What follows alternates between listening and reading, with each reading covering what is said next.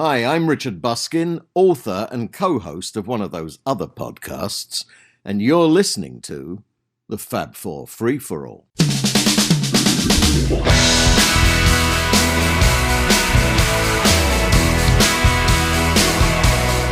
Welcome to another edition of the Fab Four Free-for-All. My name is Rob Leonard, and I am your counselor today, your happy-go-lucky counselor friend who's going to guide you through this show. And joining me are my other friends, Tony Truguardo.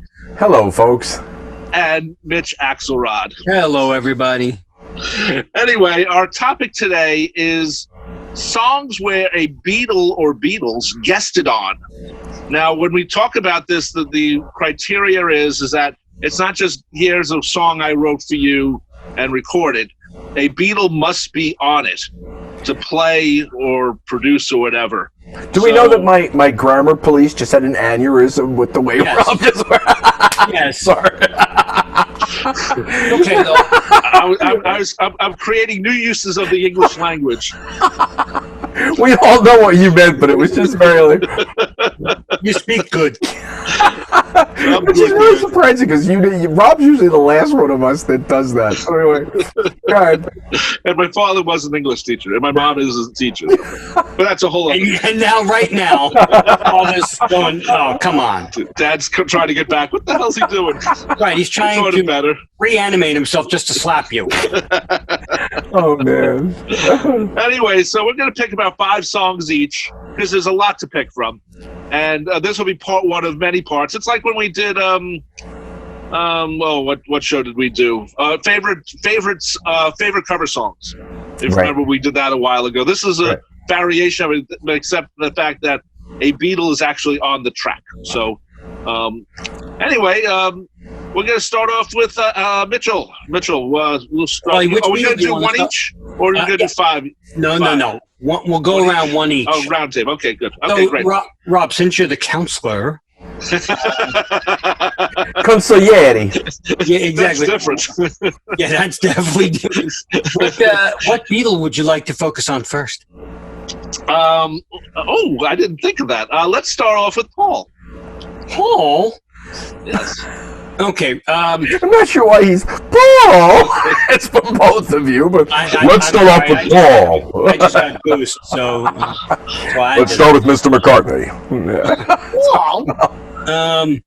All right. So I know, Rob, this is probably going to be on your list, and I don't care. Okay.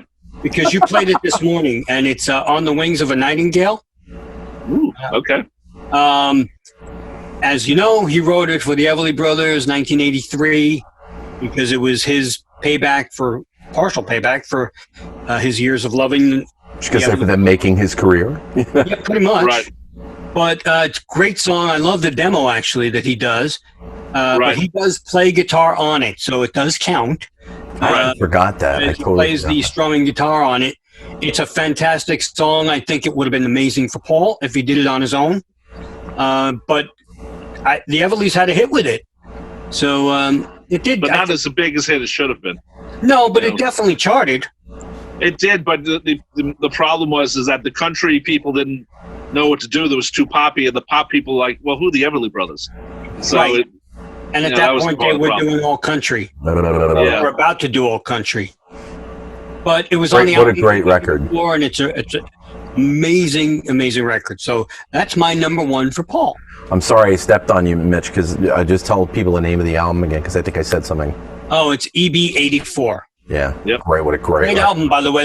There's a song in there called Asleep, which is unbelievable, too. And just in case people end up looking for that on Spotify or on some of the streaming services, there's actually now a 2-disc set called the Complete Mercury Recordings. Oh. And it's now got EB84 and Born Yesterday and some other, I think, non-album tracks on it.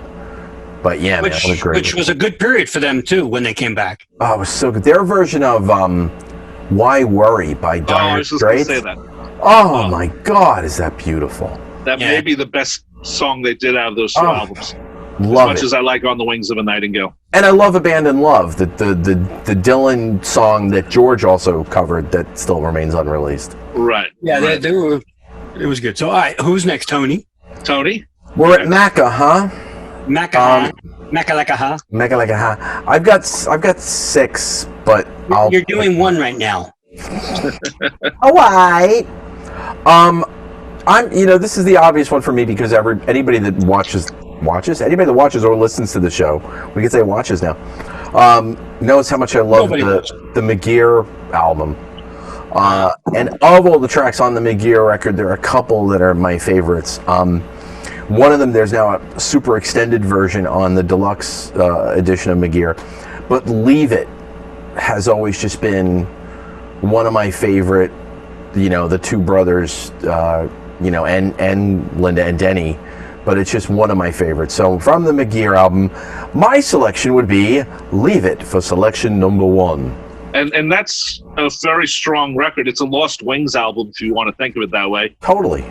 And one day, Anthony, you're going to find your Mike McCartney interview you did, which I think is one of the best interviews I've ever heard. You and your former co-host on just did a fantastic interview. And he was listening to you guys because he knew that you guys had done your homework and he just didn't want to talk about Paul. Yeah, he was a pleasure, man. We had so much fun with him that day because talking about the scaffold and everything. But you guys were on top of things there. My first choice for Paul is going to be Cut Me Some Slack. Oh, interesting. You took one of mine. Okay, well, I have 12 to pick from, so I'm sure you have that too. So I have 6. This is a song that I have 5. I listened. There was a documentary about one of the great studios in California, in Los Angeles, and Dave Grohl was part of it, and he invited Paul McCartney to come down just to sort of record in the studio. And Dave Grohl said, "Well, we'll just do Long Tall Sally." And Paul says, "Why don't we do Long Tall Sally? Let's write a new song." Because I can't do Long Tall Sally. Well, that was maybe at that time he still could. It was a while ago, but he came in with that cigar box guitar of his, and it's one of the loudest, noisiest songs of Paul's ever. And it helps the fact that the other members of Nirvana, except for Kurt Cobain, who's obviously dead, were backing him. And it's just a loud song. And it was even used in a commercial for Macy's. They were selling perfume to it. But you know what? No one knew it. No. It was like, wow, because the guitars were so loud. It was like, damn, this is a good song. So I would go with that as my first Paul pick because I like the way it ended up. I like the way how it started. Paul said, "Hey, let's try something else." And he could just said, "Oh, let's do a Beatles song or something." And he said, "No, let's write something new." So I was very happy. And it's not anywhere. He released it. I don't know. It was on that soundtrack, I think, but it hasn't been released in any collections. It wasn't on Pure McCartney, which is where I would have put it. But that's it would have been a bit of a standout, though, if you think about it. I mean, it would have been great on Pure McCartney, but it would have had to been a closing track. Otherwise, it would have just been like. It would have been like the Maxell guy in the commercial. The hair blowing back. Right after Monkberry Moon Delight. Right after Monkberry Moon Delight. There you go. What the hell? So do you want to do more Paul and then just finish up with Paul and then go each one? Well, actually, we're doing 5, so we don't have to have one of each. We can just pick whoever you want now. We start with Paul, but doesn't matter. We don't have to follow the circle. We just have to make sure we have 5. All right. Well, I'm gonna. Well, we might have 6. Who knows? Well, wait. 5 of each. Right. 3 stuff. All right. Yeah. All right. So I'm going to stick with Paul because there's one that he did in 2008 with an Indian artist named Nitin Sawhney, and it's called "My Soul." And it's an amazing. It's not on Spotify, but it's on YouTube. And if you look it up, just look up McCartney "My Soul" because no one knows it's the other guy, and then there's a guy. He does chanting, or has a woman do chanting while Paul sings this incredible love song. Beautiful song. His voice wavers, but it's very emotional. So very you don't sincere. hear that he's, it's very sincere.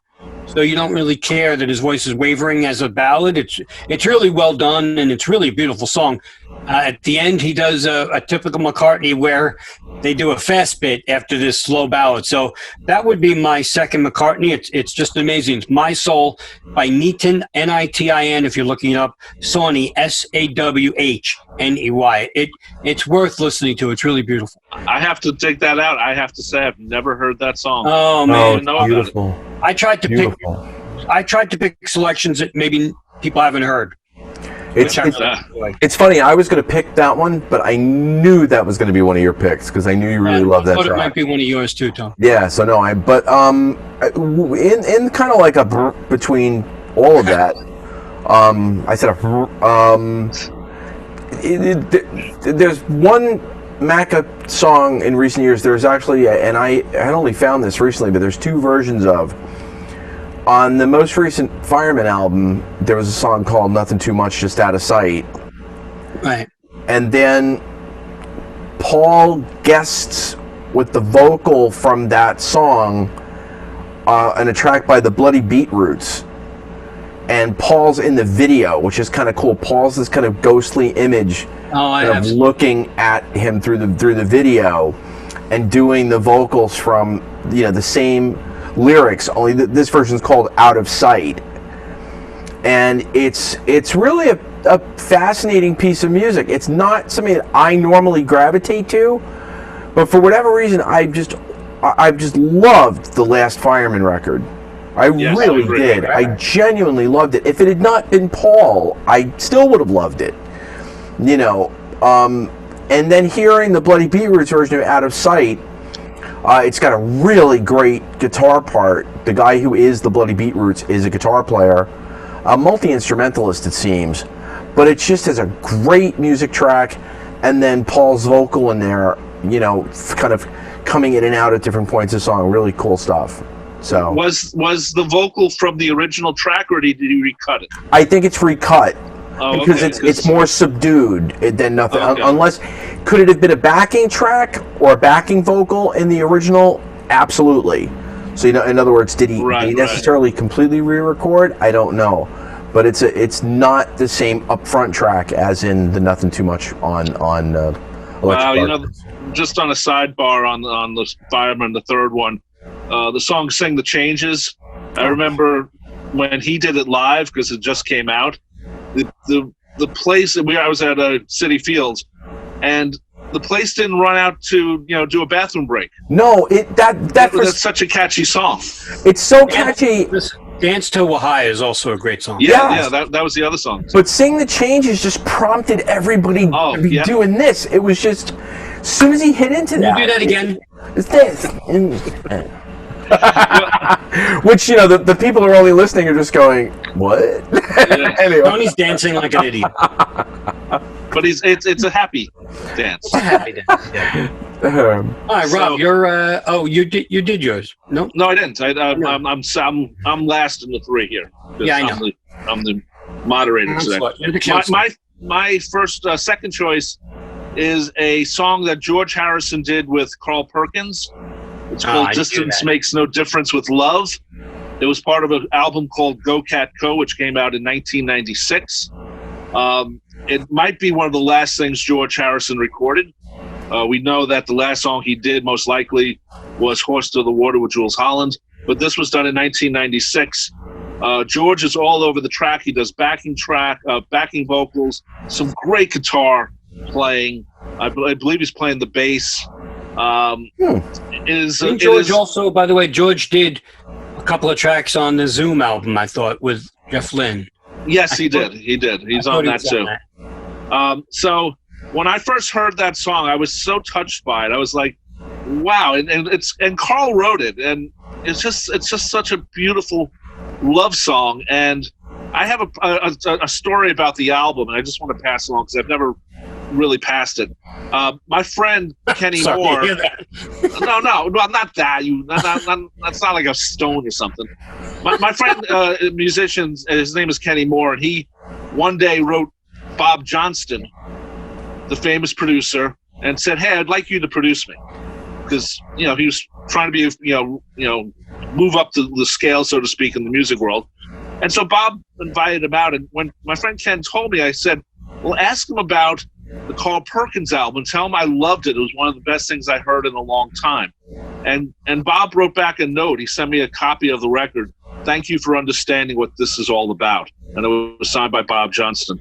And the album also has John Fogerty on it, Paul Simon, Paul McCartney is My Old Friend is on there, Ringo, and they made a duet out of a Ringo live track with Carl. And then, of course, there's just a live version of Plastic Ono Band's doing Blue Suede Shoes, because John did it the way Carl did it, which was slow. Right. So that album to me is unfortunately it's out of print, but that album to me is just such a fantastic album. It was Carl's last album before he died, and he went out on a high end on that album. It's just a great album, and a great song too. Cool. So I'm gonna stick with Paul. I'm gonna keep going with all my Paul. 2009, and I love the fact that these are so late, because you would think that at their peak they would be doing these things, but I love the fact that later on in life they're still doing it. 2009, Boots and Sand, and that is Yusuf Salam, Cat Stevens. Right. Yeah. He wrote a song about being denied access to the U.S. in 2004. Boots and Sand, there's a really cool video for it too, and Paul McCartney and Dolly Parton are on it. You can definitely hear Dolly, and Paul sings harmony with Cat Stevens, with Yusuf. What album is that on, Mitch? Because I have all the Yusuf records, and I never noticed. You know what? I don't remember the album, quite honestly. Probably on Road Singer, maybe. It's a 2009 album. It's a really good song, and Paul's singing really well, background vocal on it. He didn't write it or anything, but he's doing some really great singing on it. So, Boots and Sand, Yusuf Salam, Cat Stevens, if you're looking it up. It's Yusuf really Islam. Yusuf Islam. I keep saying Salam. All right. Sorry, Islam. You're right. No. Cat Stevens. So, because he doesn't mind going by that again, so right. It doesn't matter. Either one. So, Boots and Sand is my third McCartney. Anthony? You can go with any Beatle at all. Any Beatle at all. Well, we did cut me some slack, so I got to take that off of my list. There's two. One of them is real surreal, and I listened to it again today, and I went, whoa, because he says a couple of things that may not be very PC, but it's interesting. There's a really, really strange Paul vocal, on a track by a fellow named Matt Berry, called "The Rain Came Down." On his album, I don't even know this one. On an album called Witch Hazel, and Paul's on it at the end, but his voice is slowed down. He kind of sounds like he sounds in Talk More Talk. Oh yeah. That when I was, I don't know. But yeah, but it's really, really strange, and it's a really odd. I don't know how to explain this track. It's Celtic techno. I don't know what the hell it is, but it's intriguing. And in the middle of it, out comes Paul doing this kind of like sung spoken word thing that takes it almost to the fade out, but weird and interesting, But anyway, there's that.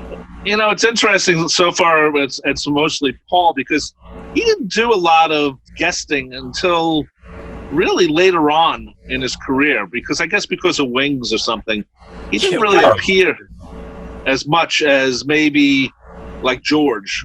George seems to be on the most guesting the most out of all the Beatles. Yeah. Which one are you going to pick? Or Ringo. Yeah. But anyway. Or Ringo, yeah. Anyway, my choice goes back to 1968. Oh, yeah. It is George Harrison writing and producing Jackie Lomax. Oh. On a song that should have been on the White Album, No. Sour Milk Sea. No, it was part of those demos. It was. Well, I know what you mean. Okay, it should have been up, but I'm saying I just love it as the Jackie Lomax single. Well, it didn't do anything. Jackie sings it well. No, yeah. It's a fun song. I mean, it's about basically if you're in a bad situation, it's like get out of it. It's very direct in that sense, and the people on it is pretty amazing. There are more Beatles on this track than many of the tracks on the White Album. You have Paul McCartney, you have George, and you have Ringo Starr, and then Eric Clapton decided to hang around. How random. On it. And Nicky Hopkins, the great sessions player, is also on it. So we're talking about a song that maybe should have charted and didn't. Wouldn't it have been awesome if the same way George brought in Eric to guest on While My Guitar, if George had just turned around and just, for whatever reason, just said, well, you know what, screw all of you, this is going on the record with Jackie singing. The other right three now you just gave everybody who hates your impersonations turn this off. Well, there you go. Well, that's Tony. That's something interesting because someone did take the Esher demo vocal from George, and they phased out Jackie Lomax's vocal, and they put George's vocal over it. It sounds pretty damn good. Wow, good, but not great. Well, it's two different recordings. So yeah, I know. You wish that maybe Giles was allowed to have done that, but probably not. And also, if you're looking for the version to really, really say, holy crap, the mono 45, the mix is incredibly better than the stereo version, which is on the Come and Get It, and of course Jackie's own solo album. It's sort of like comparing Revolution mono to Revolution stereo, Sour Milk Sea mono to Sour Milk Sea stereo. Both monos are just incredible and a much tighter mix. But the fact that there are three Beatles on that track has always been to me how many Beatles tracks on the White Album?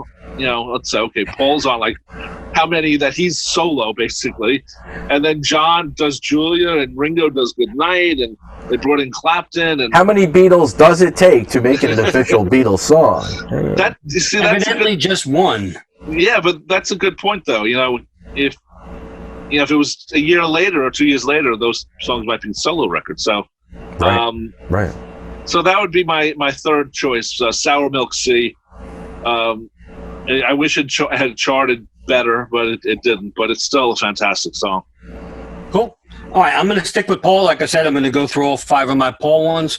The fourth Paul, 2006, a song originally done by George Michael in 1991, Heal the Pain. Great song by itself. And then he said he always thought of Paul McCartney when he wrote this song.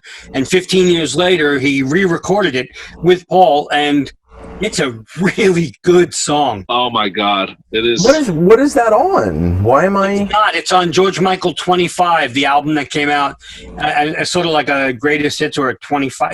It's not on anything except for that. So they didn't know what to do with it. It actually came out as a single for that album, and then it came out as a single in the UK as well. It came out as a single in the UK, and then came out a couple of years later, I think, in the US as a promo single. But Heal the Pain. It's so funny because I think I remember hearing it, but it's one of those. Believe me, it's worth hearing. It's even though people may say, "Oh, George Michael." George Michael had a great voice. Jeez, come on. And Paul McCartney at that time, 2005, still had his voice. So, he really did a great job on this song. If you listen to it, it's actually more Paul than it is George Michael. But it is really good. So Heal the Pain is my fourth choice for Paul. But where it kicks in is on the chorus when they're singing together. Oh, yeah. The merging of the two voices and the melody on it is just so, it's like, wow, man, this is such a great song. How did I not know about this song until how did the world not know about it? Well, that's funny too, because I like George Michael. I have the Faith album. I have, Listen Without Prejudice. I have a couple of the records that I thought were really tremendous, and I don't remember that. Yeah, it's a good track. But you have to look up the McCartney version because he did a version by himself. So Tony, Anthony. Pour moi, I will.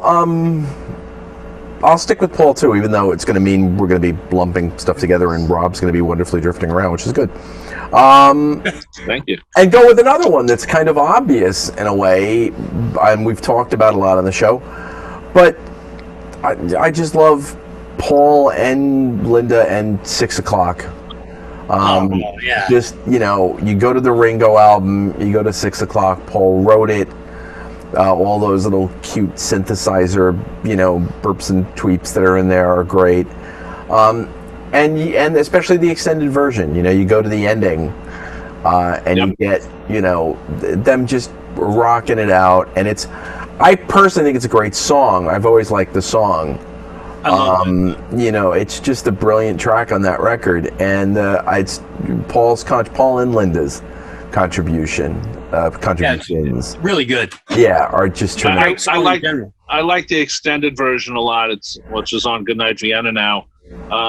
And the thing about that song, 6 O'Clock, Beautiful Night has the same kick ending. Yep. That 6 O'Clock has, and Ringo is on Beautiful Night, at least the version from Flaming Pie.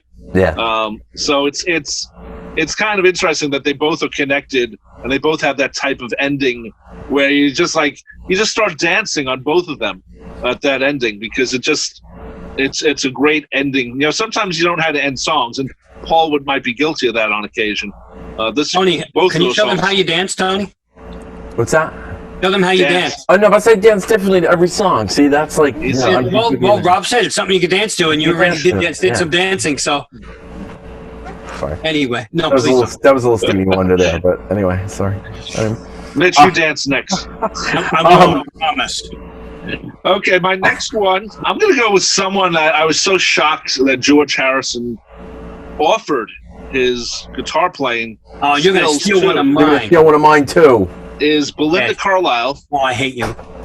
And the song is called Leave the Light On, which actually hit at the top 20. Yeah. Of course, the Go-Go's documentary just Number came out. 11. I hope you all see it. But George Harrison was a fan of Belinda Carlisle's voice, which was so... And he did a second song, too. Yes. But I picked that one because it was actually a hit. And you don't expect George to be like dancing to Belinda Carlisle, but he really liked her voice from what I read about it. He also picked that song. Yeah. It's not a bad song, and it's also... And you should stress, though, too, Rob, it's not that you're picking it because, it was a hit, it was Belinda Carlisle. His playing is great. No. Well, let me tell you, in 1992, he did an interview, and they asked him, what is your favorite slide solo that you've ever done? And he said it was that one. He said for that figure, he forgot her name, and then he figured it out, Belinda Carlisle, but he forgot her name. He said, but the girl from the Go-Go's asked me to do it, and that's my favorite slide solo ever. It's a great solo. It's before like Free as a Bird and Real Love. Right.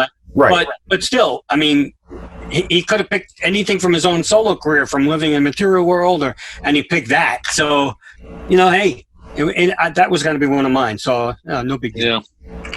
It's such an unusual pairing. You wouldn't think of George with Belinda. Yeah, with Belinda Carlisle. It worked. You can think of George with Belinda, but just not in the studio. Different way.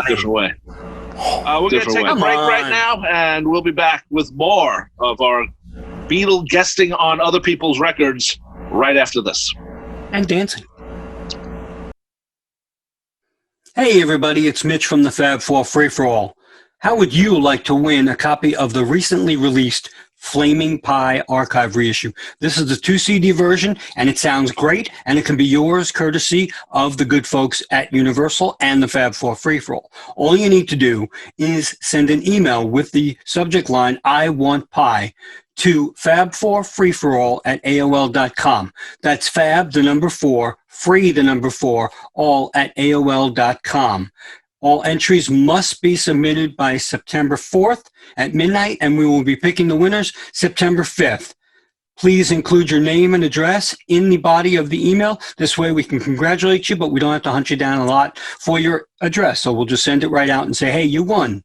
So please, again, by September 4th, fab4freeforall@aol.com for your chance to win a copy of Flaming Pie 2 CD version, the archive reissue. It sounds great, courtesy of Universal and the Fab Four Free For All. And as always, we appreciate you listening. Take care. Welcome back to the Fab Four Free For All as we talk about guest appearances by Beatles on other people's records. Mitch, what do you got for your fifth choice? Well, you know what? I'm going to give you my fifth choice. I'm going to give you one for John because in the interest of time. As far as Paul, and that'll finish me off for Paul, he wrote a song specifically for Johnny Cash in 1988 called New Moon Over Jamaica. And he actually sings on it. And it's really good. It's not bad at all. So It's Johnny Cash. It's Johnny Cash. Yeah. Sorry. Should we all just do this? Nice. Oh, and that's my fulsome person. For those watching it for those of you who are listening on audio, Mitchell Axelrod just flipped the bird in honor of Johnny Cash doing it to the camera. The fact that I was in The famous picture of him. I was in Folsom. Jim Marshall. What's that? Yeah, that's from back when you were in Folsom. Yeah, exactly. Yeah. Wearing the chastity belt backwards. Anyway, so as far as I'm going to give you another one now, John. For me, is the most amazing guitar work John ever did, and it's "Walking on Thin Ice." And one of mine. You know, obviously, 1981, Yoko Ono, and she is an artist, and he contributed. Funny enough, I didn't know this until I did some research. All the guitars done for Walking on Thin Ice, all the guitar parts were on the 1960 whatever Rickenbacker from the Rickenbacker 325 from the Beatle days. Wow. First time he used it in the studio since 1965. Wow. He used. You would think that he had all those cool looking guitars that they made from that really spaced out looking one, and But he gets that ripping sound on that. Oh my God! Yeah, so if it's true, but great guitar parts, amazing guitar parts. Recorded 4 days before he was killed, so unbelievable. So that's another one for me. Tony. Okay. Well, you took one of mine's. That's all right. I'm gonna jump around and just do like some of Here's something that's a favorite, not because it's particularly good, but because you just go, what? And that's Ringo on Kinky Friedman's album Lasso from El Paso. and Ringo plays the part of Jesus in the song Men's Room in LA. And sounds like a George Michael song. The song is about sitting on the toilet and you're out of toilet paper, and there's this, I think it implies there's this picture of Jesus on the floor, and do you use it, or I don't know where he's going to do with this song. But either way, at the end, Ringo comes in as Jesus and does a line saying, you may think I'm Jesus from Liverpool, or, but it's just completely surreal. And Clapton's on that album, and there's so many people on that record on Lasso from El Paso. And I remember I was reading a lot of Kinky's books, and I may as well go get the records because Kinky, became more of an author than a music performer later. And I picked that up, and I was laughing like crazy when Ringo shows up as Jesus. Blah, blah, blah. Anyway. Why not? Yeah. You got a second one, Tony, since Mitch did? Yeah. Staying with Ringo, from the ridiculous to the sublime. I always thought that Ringo's work on the song To a Flame on the first Stephen Stills record. Oh, yeah. Is absolutely beautiful. He's working with the toms. And it's almost like a Sun King type thing, some of the feel to it, Yeah. But To a Flame's a beautiful song. I mean, that album is fantastic, that first Stephen Stills record.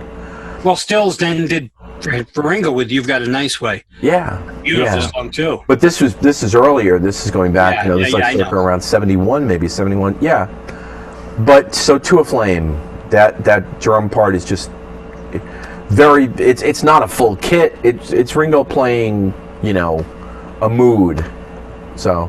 And also a couple, I don't know which songs, because I don't have it off the top of my head, but when you broke Stephen Stills, Ringo didn't use his name. He used English Richie and Richie Snare. Right, English Richie, right. And there's a song, and I forgot the name, but it was on Stills the 75 album, and it has Crosby and Nash on it, and Ringo's the drummer. And this is like a lost Crosby, Stills, and Nash song because it's on a solo Stephen Stills album. Yeah, I can't remember the name, but Ringo's on that. Yeah. My choices are, well, I'm going to go with the one that everyone knows. This one's a very popular one. Cream, for their farewell album, recorded a song called Badge, actually. Yep. And George plays on it, and he co-wrote it with Clapton. And they called it Badge because that's what George thought Clapton had written down, but it was actually Bridge. But it became Badge. And George plays on it very much. His guitar style is very much what was on Abbey Road. Leangelo Mysterioso. That's right. And he had to, keep his name off it, I guess, legally. Back then, I guess that was part of the deal, but nowadays they wouldn't care. Nowadays, actually, it's just the opposite. If you, like, for example, Alicia Keys does songs, and she has rappers in the middle, and those people get Billboard credit for being on a hit song, even though they're only on, for 16 bars or something. Right. But back then, they sometimes they couldn't use their real name. And many people don't know, but the line about the swans, they swim in the park, that was Ringo, a Ringo line that he came up with while he was incredibly stoned. Really? Yeah. I could just see it. Told you not to wander around in the dark. Told you not to wander around in the dark. What can I do with that? Told you not to wander. Told you about the swans and they live in the park. And then Ringo falls down. Right. Thanks, Bongo. My other song I'm picking, I'm going also with Yoko Ono. Her first album that she did with John, Plastic Ono Band, John's guitar playing, he never played really like that again. Maybe except for Walking on Thin Ice. But probably. He was so free of not being John Lennon on that record that his guitar playing is just off the wall.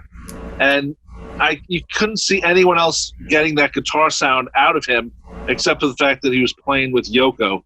And Ringo's also on the track, and so is Klaus Voormann. And one thing I wish they had done, I wish they had released it together, alternating tracks like they did Double Fantasy, because the songs are so... John's playing is really free of style, and I mean that in a good way. He's just playing. He's not worried about what other people are saying, and he was the only guitar player on the track. So I'm gonna go with Y from that's the one from Yoko. Yep. He's no longer the Walrus. He's just John. That's right. No, you're right. Right. So Mitchell, you got any more? You know what? I'm gonna go with Bongo for a little bit here and do a couple. One, I'm gonna really go quickly because we've already talked about Ringo's drumming on the whole Plastic Ono Band album. Just the whole. I honestly think no one else could have done it like that. And I know it sounds silly because he didn't do anything special, but on God, he does special stuff. The toms, every one, Phil, is different. Even on stuff like, I Found Out, he does different time signatures with the drums, whether on purpose or not, it doesn't matter. It's really good. And it's just the whole album is just so sparse. And it's pure Ringo. You can tell it's Ringo the minute he plays. So it's cool that you cited those two songs, because for me, the two songs that I would pull from that, and I'll, if you want to, I'll skip my turn, but the two songs I would have pulled from that myself is Remember, because he's trying to catch up with that runaway train. Yeah, true. Right. And he stays with him. I mean, they're actually almost locked in that, and that song constantly feels like it's going to derail. I've heard like all 20 takes of that song, and some they're like locked in, but it doesn't have the frenetic energy of the released version. Mm-hmm. And then there's the released one, and it's just, and well. I love his work with the hi-hat on that, and where he puts the emphasis on which syllable. Syllable, yeah. He's just so on, and that's a huge favorite of mine. Yeah, they're great. The other thing is, I just wanted to say about Ringo on that album is, there's only 3 players on it, so he sort of has to do things that maybe he didn't do normally as Ringo, to fill in some of the holes, because it's as much as it's this basic playing, there's playing that you didn't normally hear. Klaus Vormann's bass is all over the place, and John's guitar and his piano playing on depending on the song is really intense. It was, and then you listen to the outtakes, and they're very relaxed, and then they started to play it, and they got really involved with it. Yeah. So yeah. The other one I'm going to say is Tony. Speaking about bongo and ridiculous, I didn't know this, but he plays drums with Jim Keltner on the Manhattan Transfer song, Dindy Lou, Really? 1976. I did not know that. Yeah. Dindy Lou, 1976. The album did not get good reviews. Manhattan Transfer were great, but this particular album didn't do well, not because bongos on it, but Zindy Lou, kind of an interesting track. It's it's typical Manhattan Transfer. It's a cover, obviously, but done very well. So the Plastic Ono Band and Zindy Lou. That's fun. That's an interesting combination there. Oh yeah. Anthony, what was the second one you wanted to? Well, for me, I mean, I'm gonna before I jump to any specific stuff, I'll springboard off of what you were talking about a little bit before, Rob, and I'm gonna go. And I know that Wayne Gabriel is playing on the record, but when you listen to the leads, and I'm gonna go to Approximately Infinite Universe, and to me, what's that? I think that's her best record. I think that's her best album, in my opinion. I thought Season of Glass was a brilliant record, but I can't listen to it. It's a really hard listen for different reasons. Approximately Infinite to me is just such a fantastic record, and particularly Move On Fast and Yang Yang. The guitar playing on Yang Yang is just striking. And again, John is definitely on guitar throughout that entire album. And even if he's just playing rhythm, the playing of the guitars on those tracks. But I think it's John doing the leads, and they just smoke. I mean, maybe we should double check with Gary Von Syak if it was Wayne or John doing the leads. But I'm going to go with that it was John, and Move On Fast in particular is just such a wow.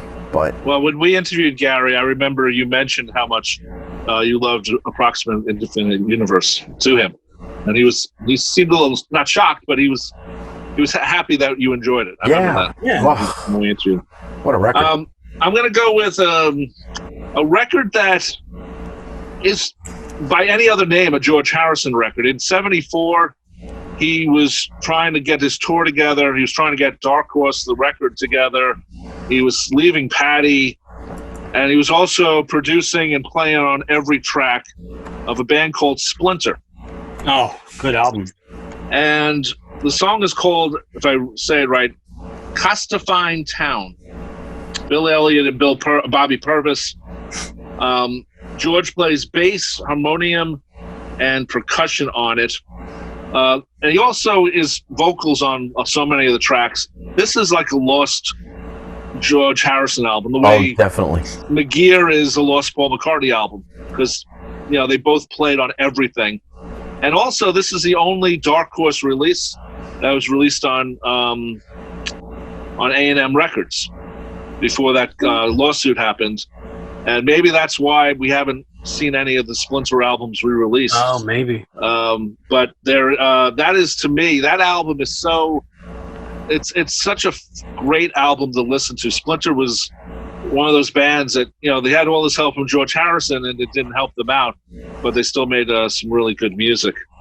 And the other one I'm going to pick, just as our twofer thing now, when Paul and Elvis Costello got together. Yeah. Elvis Costello had a hit with Veronica, which is Paul played on. Paul played on. He plays bass on that. I went to number 19 on the Billboard charts. there was no demos when Paul put together the Flowers in the Dirt album, unfortunately, for whatever reason. But Veronica. Elvis's demo exists.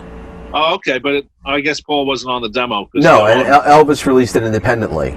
Oh, okay. So it's available. Yeah, you can get that. And one other one is Elvis put out. But I love Paul's bass playing on that. It's an older style playing for Paul, actually, I think.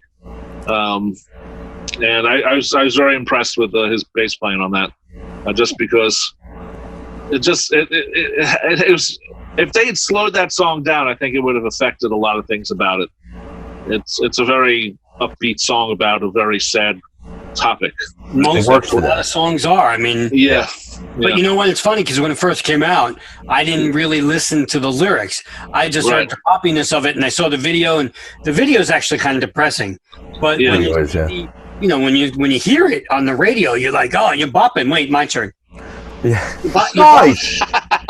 You're bopping. So, it's a great song, and bass is great. He also did This Town, right? Yeah, that was another one. That. Yeah. I'm surprised Veronica didn't make top 10. That was Elvis's poppiest song to date. Well, I think partly because I think people did catch on to the lyrics after a while. To be honest, oh, maybe that might have, because we do a show called Contrast where we do songs with happy music and sad or controversial or crazy lyrics, and every time we do that song, people go, wait, this song? And then they listen, they go, oh my God, but I think it was getting around on the radio that, this is not as happy a song as you think it is, and that might have stolen it. I don't know if that would have affected sales. Yeah, it's hard to say back then. It was also 1989. If it was 2 years earlier when Elvis was at a different point in his career, it might have, maybe. Like every day I write the book was a hit. Yeah, another happy tune. Yeah. Wow. Dancing around on that one. So anyway. Do we have any more? We have one more round. Or you want to call it? Well, we can keep going. I mean, I have a few. If you I have a bunch. Okay, I do too. Okay, Mitchell, you're next. Yeah, you know what? I'm going to do bongo. Two for bongo. Very recent, 2019 and 20. Jenny Lewis. Head's Gonna Fall. Almost like a Taylor Swift kiss-off song. Ringo's playing drums and really well. Really good album, by the way, Jenny Lewis. And also Graham Gouldman of 10cc. His latest song from earlier this year, Standing Next to Me. He actually wrote it about Ringo because he said when he was on tour with Ringo, when Ringo was not on the drums, Ringo would be at the mic and standing right next to Graham Gouldman. So he wrote this song called Standing Next to Me because he couldn't believe he'd look over and there's Ringo Starr from the Beatles. So, and the song is... Not stopping to think that he's Graham Gouldman, but anyway, go ahead. Yeah, but the song is really, really good. It is, imagine, you're playing with Ringo, and you're right. What you just said, Tony, the guy has his own, following. He's a great drummer, but meanwhile he's looking over at Ringo like, oh my God, I'm on stage with Ringo. Oh my God. You mean Graham Gouldman's not a drummer? I'm sorry. What? No, who? Hold on. What did I say? Drummer? Yeah, you said drummer. Oh, what am I thinking then? I don't know. Okay. Well, he's a good guitarist. He is. Okay. He's a tremendous songwriter. The video is really good. I apologize. That's all right. But the video is really good. You should look it up. Okay, I will. So those two for Ringo. That finishes off Ringo for me. That's it for Ringo. That's it for Bongo. Okay. That's another Anthony? Well, I got a couple. I'm gonna jump over to George for a bit and pull out a couple. And this is just George playing, and this song has a very unusual mix. It's mixed very strangely. The entire music track is almost subdued in this song, and the vocals are way up front. I'd love to see this record get a remix. But George's solo on The Last Time by Hall & Oates from Along the Red Ledge, I had no idea, is a great solo. It's just a tremendous George contribution on this record, and but the mix is really odd. Like you hear it, but just Hall & Oates are kind of up here and everything else is here.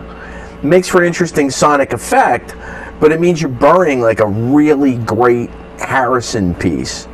The other one is, and this is really nice too because it's got George's voice, as harmony vocal, which is really nice. But on the album Hunting of the Snark that came out, and I used to play this a lot on my show. But Mike Batt did a version of Hunting of the Snark, the British, story, and George is featured on the track Children of the Sky, and he does a really, really, really nice backing vocal, and again, a great solo. So it's just, tremendous George on that. Wow. So. The Hall & Oates is you forget about that song for some reason. I don't know why. Because it's the late 70s and he wasn't guesting as many things because that's what was happening with him. Well, yeah, and and it's interesting because no disrespect to Hall & Oates, I'm a fan, but there's a disconnect there.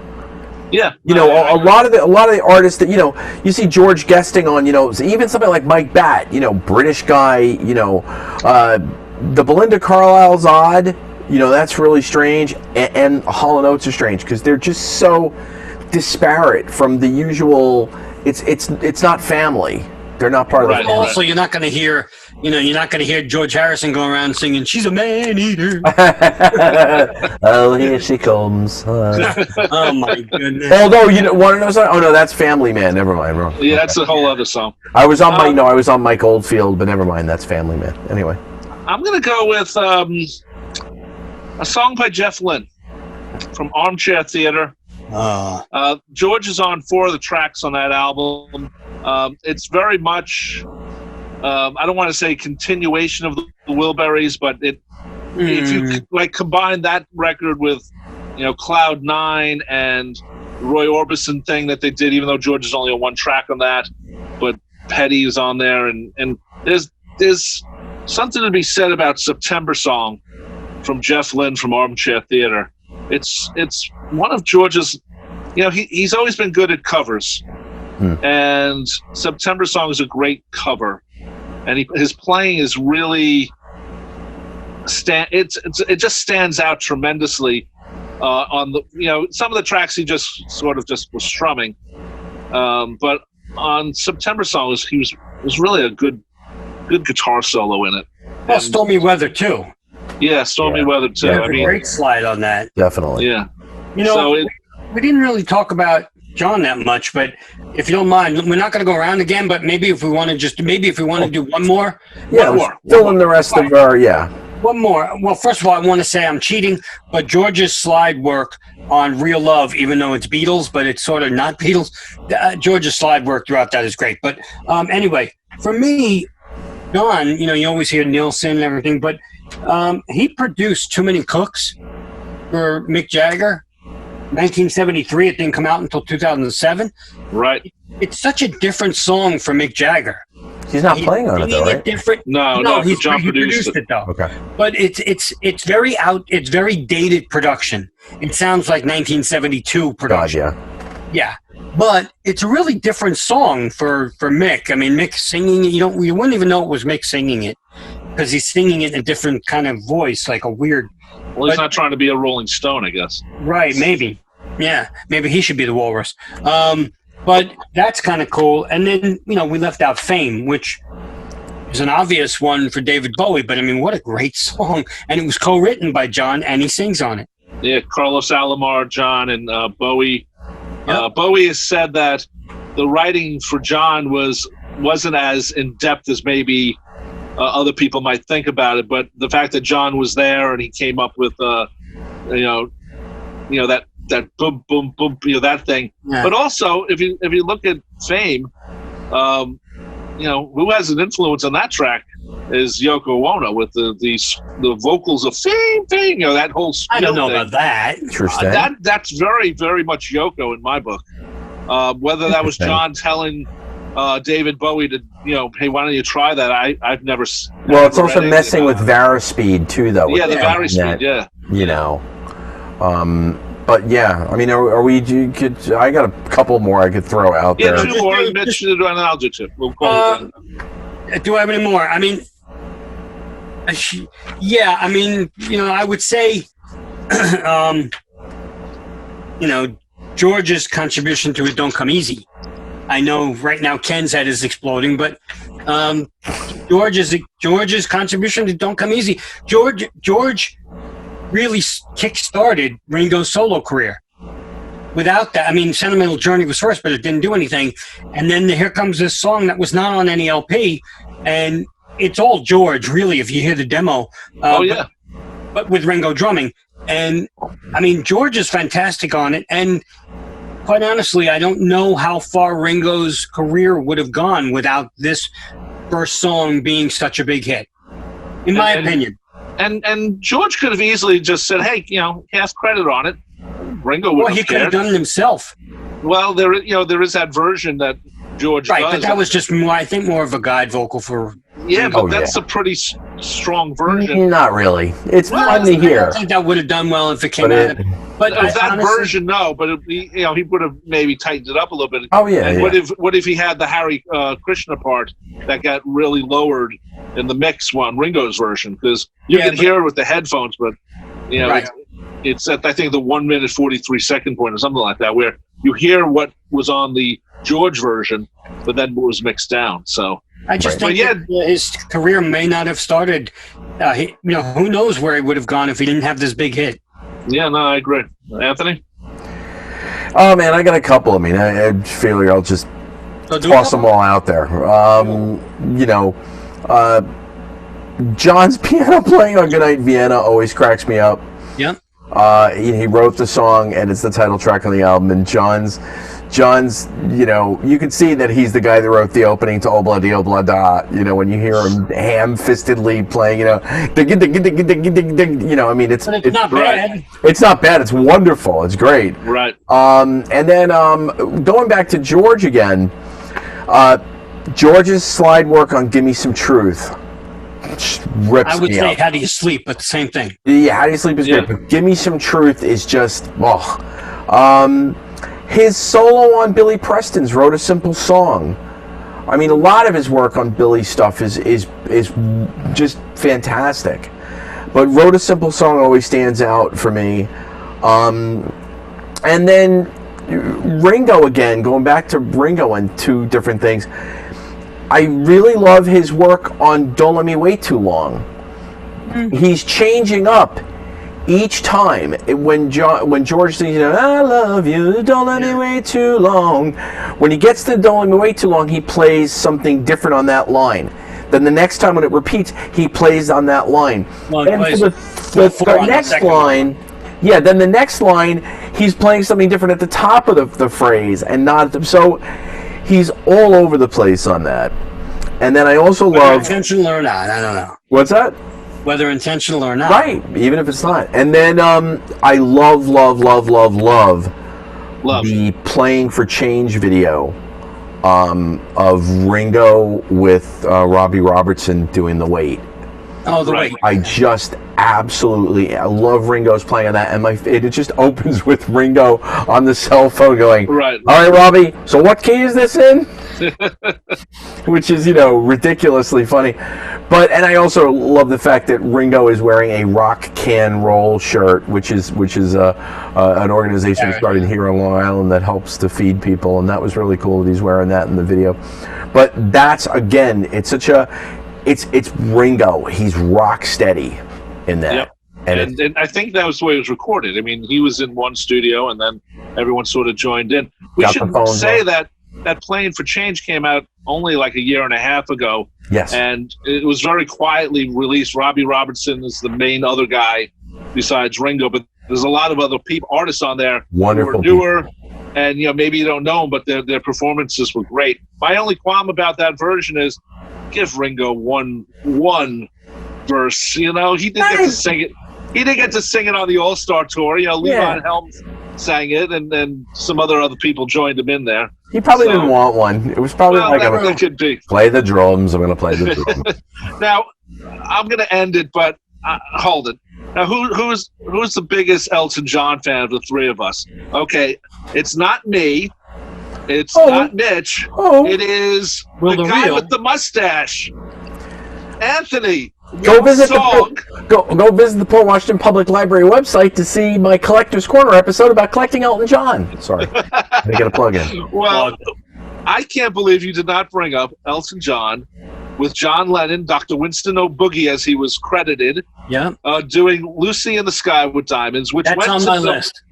Which went to number one.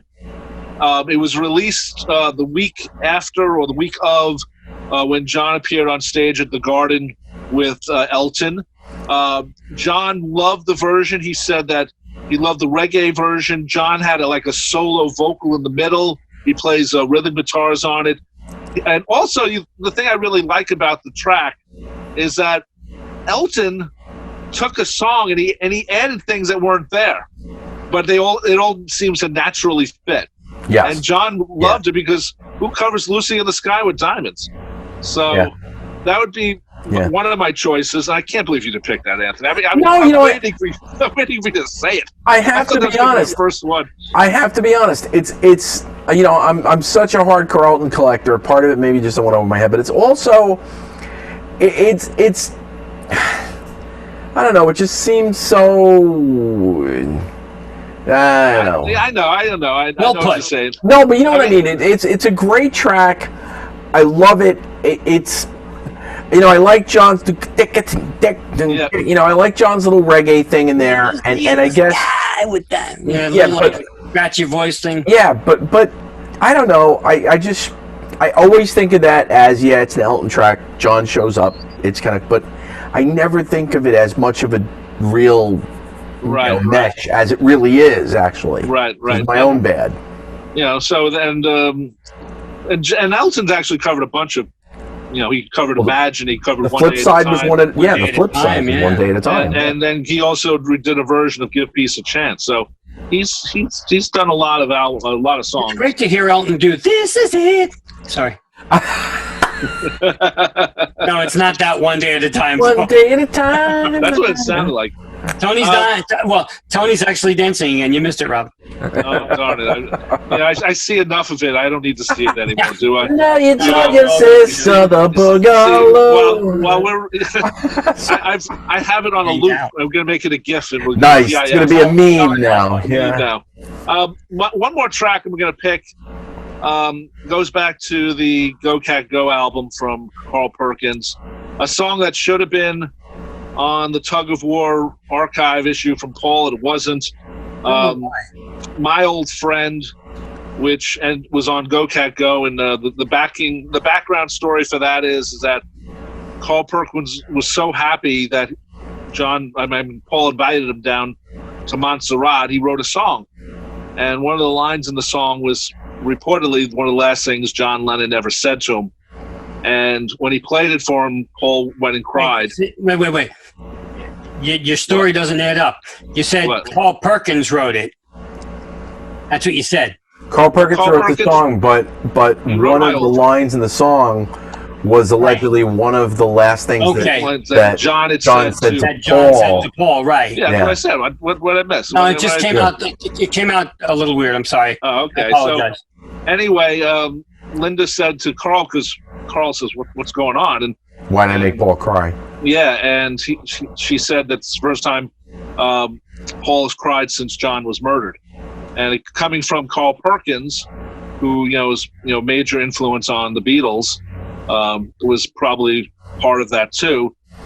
It's a great song. I mean, it didn't come out until Go Cat Go. It wasn't, like I said, it's out of print. It should have been on Tug of War, and it wasn't. It's just a great song, and for whatever reason, it's not in print right now. But I'd pick that. Maybe it hit Paul too hard. Maybe. Because even if the whole vibe, if you didn't know that Carl wrote it, you could say Paul wrote it and he actually wrote it for John. Right. No, that's a good point. That'd be it'd be actually a nice song to play after Here Today or before Here Today. Right. Also, the one thing about Tug of War, just as a thing, reportedly Carl and Paul had done a lot of stuff recording, Carl Perkins songs while they were down in Montserrat. Again, nothing on Tug of War. My last track is King of Broken Hearts, one of the best playing from George on a Ringo track, and it's on Vertical Man. Anyway, that's our show for today as we looked at some songs that Beatles have played on. There's many more we can talk about, and we'll save that for another show. I've been your moderator for today, Rob Leonard. Joining me, of course, is Mitch Axelrod. Hey, folks, goodbye. Anthony Tony Triguardo. See ya. Thank you all, and we'll see you next time. Take care. Bye, mother. Fab 4 Free For All was edited and produced by Tony Triguardo at Word of Mouth Studios in Westbury, New York. The opening and closing theme is My Dolly by the band The Badge, featuring longtime listener Jeff Slate, available on its debut album Digital Retro and recent Best Of compilation, as well as from the Fab 4 Free For All website. Thanks for listening to Fab 4 Free For All.